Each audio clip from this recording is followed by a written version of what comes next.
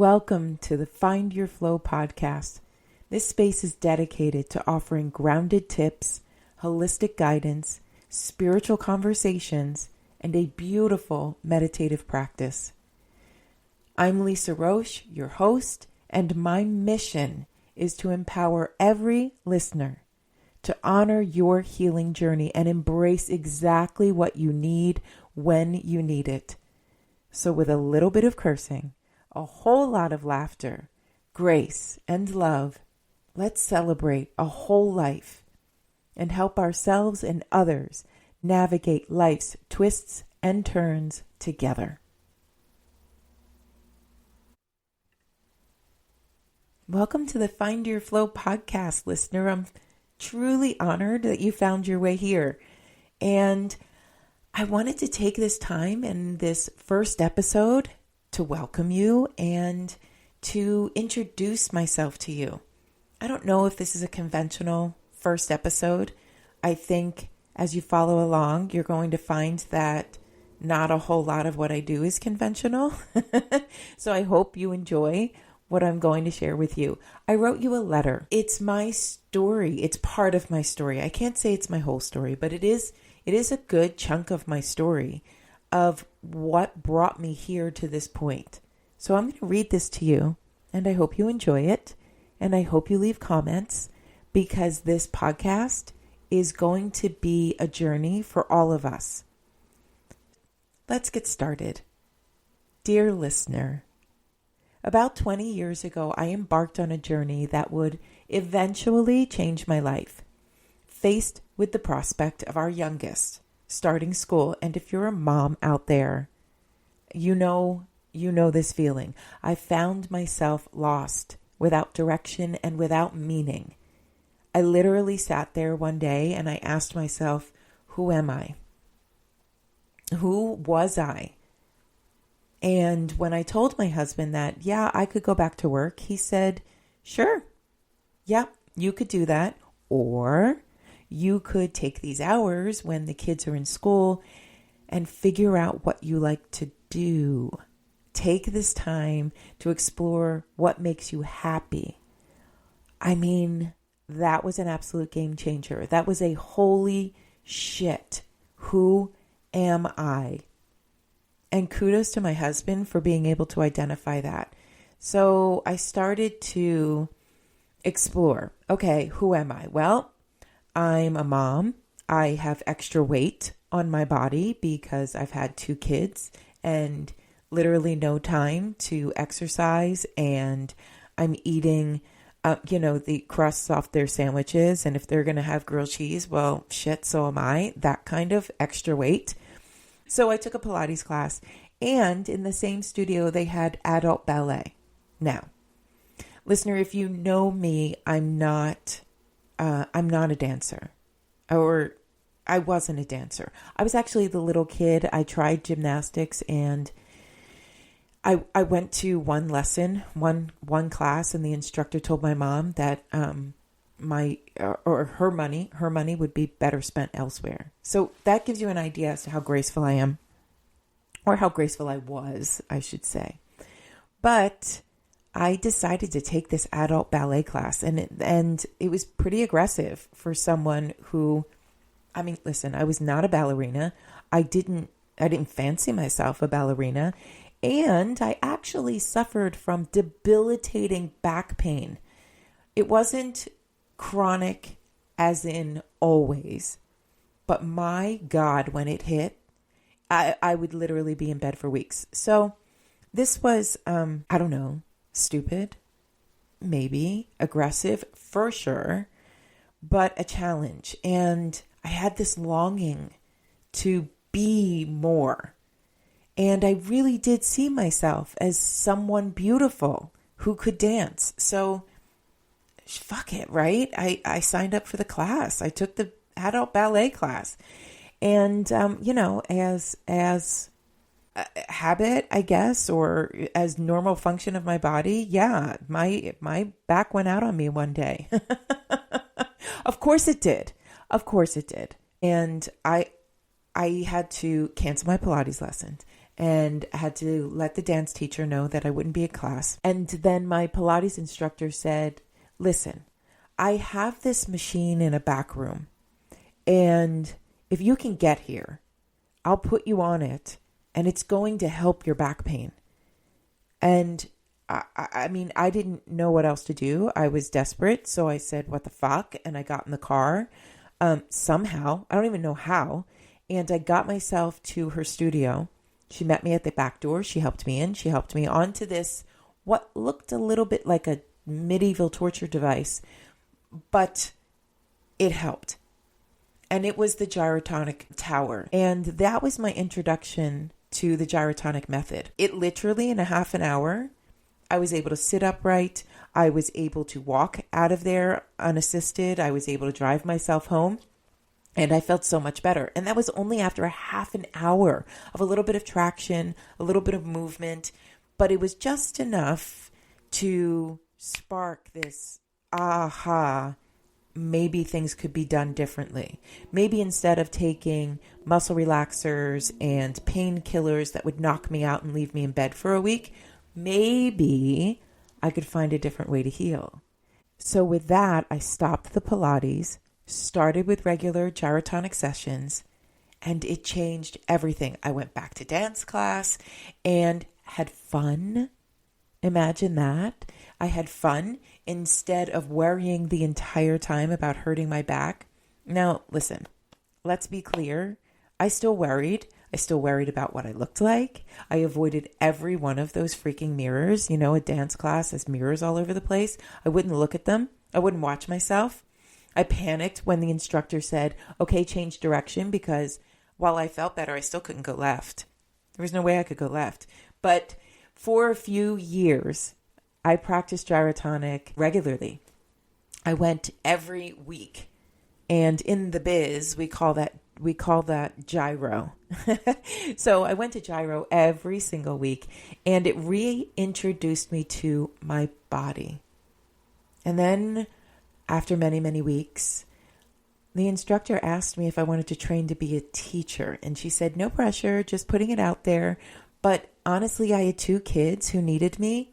And how in the hell was I going to go to New York City to train every day for 2 weeks?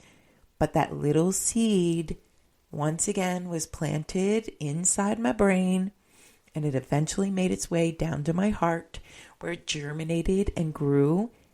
And about 2 years later, I was ready. My husband recruited his brother to stay with us to help him.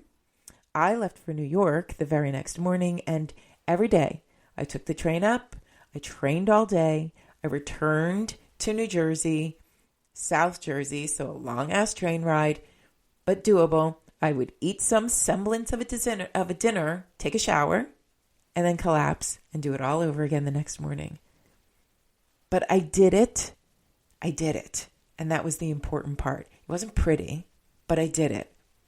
The training changed my life, and I'll go more into that in a future episode, because there was a day where I burst out into tears and ended up like some lunatic on the sidewalk of New York City going, oh my God, I think my life has changed. Yeah. It turns out, in New York, that's no big deal, and nobody even blinks or looks twice at you. But I felt like a little bit of a lunatic when I had a little mini awakening on the streets of New York. But anyway, I digress. The important part was that the training changed my life. And during it, I also got a picture of my 10-year-old son with a shaved head. So they took full advantage of the fact that I was disconnected. And that's a huge lesson for a mom, right? I learned that life could go on and nobody would die. And if somebody got their head shaved, this is how life was going to be. Lower the benchmark, Lisa, and everyone will be okay. But listen, I did lower that benchmark, and the benchmark was to live to see the next day. And while that benchmark was very low, we succeeded. We were champions. We were all champions by the end of my training. And it was after that Nagare was born. So my company is called nagarelife. And again, future episode. But nagare is Japanese for the flow of water. How beautiful that this word exists, that this concept exists. And nagare was born out of the beautiful sunroom off the back of our house. A studio was formed. And I fulfilled my teaching hours there with friends and family, which then became friends of my friends and family. And a year later, I found myself sitting at the dinner table, asking my family, where should I do my final certification? Should I go to Miami or should we go to Germany? And for me, it was a no-brainer. I want to go to Germany. I want to go where Gyro was born. I want to be in nature. Of course, I want to be in the Black Forest. But this was a family affair. They absolutely supported me. My kids, my husband, hell, my brother-in-law. Everybody supported me in doing what I was doing. So it was a family decision. And thankfully, 100%, Germany won, and we left. We took off for a summer vacation of 10 days, 4 days of training, where I did not see my family. But they got 4 days of exploring the countryside, the mountains, the Black Forest of Germany, and then 6 days of celebration and adventure. And it was absolutely amazing. And when we returned to the States, and you'll notice this the longer you spend time with me, it's a trend. When we returned, we put our house on the market and got ready to move. So when I have these periods of growth that really challenge me, and I expand and I spread my wings and I become more, I outgrow my surroundings. And hint, hint, nudge, nudge, that's Feng Shui. We'll get more into that later on as well. But we put our house on the market. We moved. We moved to the next town over, which doesn't seem like that big a deal. But when you're growing up, where I grew up, there's this one town that you go, yeah, when I live there, I'll know that I've made it. And so when we sold our house, we rented in that town while we took our time to figure out where it was that we actually wanted to buy a home, our forever home. And I air quote that because forever home is kind of a joke in our family. We're a little bit of like wandering Wilburys, at least in our spirit. Every 5 to 7 years, we would like to move. That may seem like very permanent. We're not, total gypsies, but maybe free spirits. And we follow our callings wherever they lead. So here we are, shortly after moving in to our, quote, forever home that we had gutted, we had renovated it, we had restored it. That's when I had my injury. A spinal injury. And it's a spinal injury that landed me in a wheelchair, unable to walk, unable to see, unable to hear. My short-term memory disappeared. I was in excruciating pain. Migraines, nonstop migraines, that regardless of any kind of intervention, they just never eased up. And again, I'll go into this in detail in future episodes, but suffice it to say that for about 9 months, I had quite literally a miracle. And again, I'll share that miracle in another episode. But I did have a miracle, and it was because of that I came back. I had this clarity that I could heal myself, that I knew what I was doing, that I was really fucking smart and really fucking good at what I had learned as a gyrotonic instructor. And what my spine needed was support. I might cry, listener, because the emotion around how impactful this period in my life was, it's still with me all the time because I'm really, really proud of myself. The faith it took to lean into trusting myself and trusting that I knew what I was doing is huge, was huge, will forever be huge. And it's one of the biggest lessons that I've learned And something that I impart on anyone that has ever worked with me and anyone who will ever listen to me is that you have exactly what you need within you to guide you on your healing journey. For you to know you have intuition, you have instinct, you know exactly what is right for you and what is not. And no matter how absurd it is, follow it. And that's the essence of Find Your Flow. Because your healing journey, while it may hum the same tune as mine, while it may have similarities, what you need is unique to you, and only you know exactly what you need. So this podcast here, my goal is to introduce you to and expose you to different kinds of holistic practitioners, modalities, expertise, all of these things that I have either tried or heard about or am learning about right here, right now with you.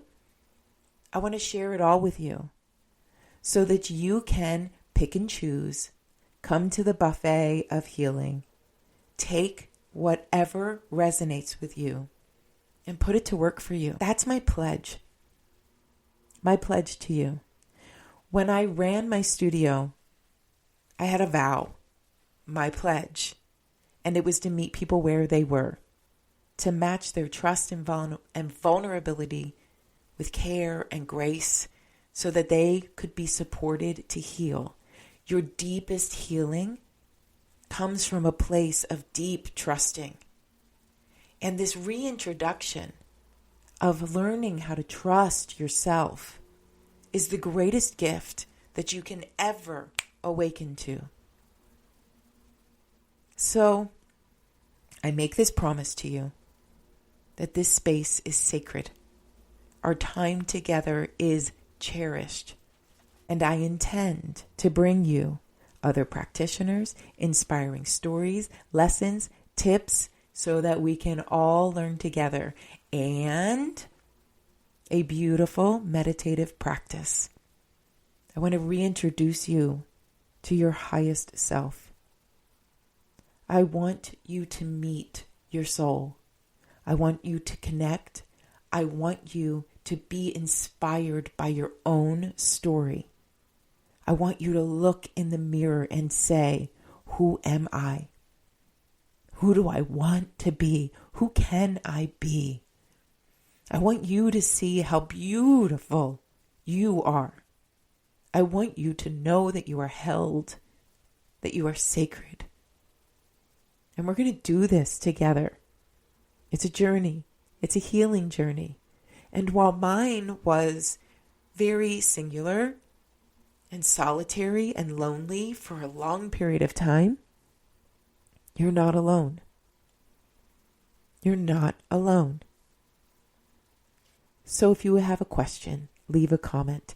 If there's something you're curious about, leave a comment.